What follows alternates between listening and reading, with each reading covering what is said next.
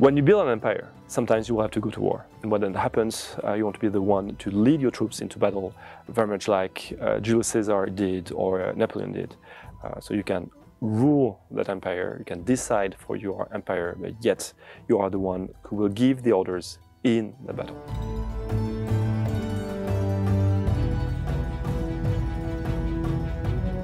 Outside of battles, units move grouped into armies, allowing the player to efficiently command many units.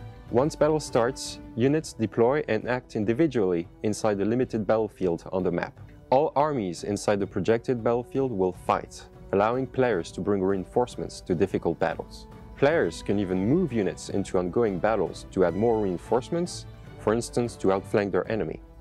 With battle fought on the world map rather than a separate battle map, the where and the when of battle matter just as much as the how. So we first tried that system of deploying, battles and your armies into the game map with Endless Legend.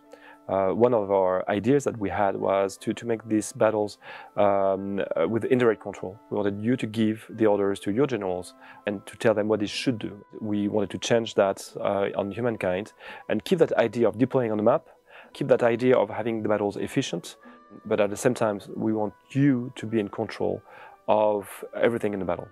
In Humankind, players have direct control over exactly where their units are positioned in battle, where they move, what they attack. And that means you can really take advantage of the terrain configuration of the battle. So you can place your archers behind a cliff in order to protect them from melee attackers, or you can put your cavalry in a forest so that they can't be seen. The battle area will be defined based on how the two armies meet initially, and think about where the battle is going to take place, as well as where to position your units once you're in battle. Every unit in Humankind has a class and up to one ability that affect combat. Some of these abilities affect combat strength, yet others have more particular effects. Clever use of abilities and terrain can change the course of battle. Players obviously will want to recreate the great battles of history, for instance, the Battle of Marathon.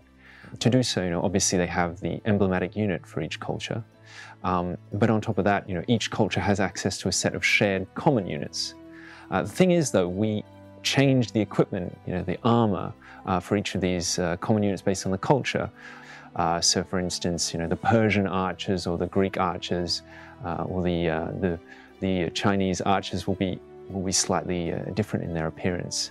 We've made very sure with our historians that everything is very authentic, historical.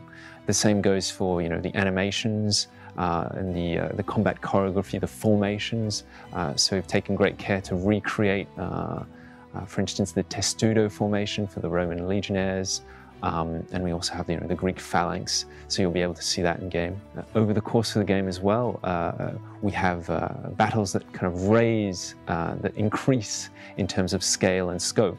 So at the beginning you have sort of a few cavalry, a few archers, a small skirmish, and gradually moving on we introduce units with guns, we introduce sea battles. You can have battles across land and sea, culminating at the end of the game with these great big, continent-spanning battles with artillery support, aircraft, cannons, etc., etc.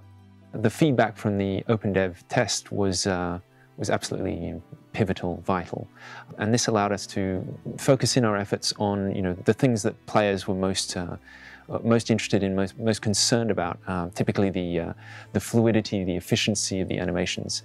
So we added a few new features like the ability to queue actions, the ability to have multiple actions happening in parallel, as well as various little tweaks here and there, really in order to make the battles as quick, efficient, comprehensible as possible. So we've really managed to improve things thanks to that feedback. In Humankind, possibilities are endless. You can be a warmonger, you can be a person of peace. It will be up to you to decide who you are as a leader. So it will be up to you to ask yourself the questions is, as a general, how will I leave my mark on history?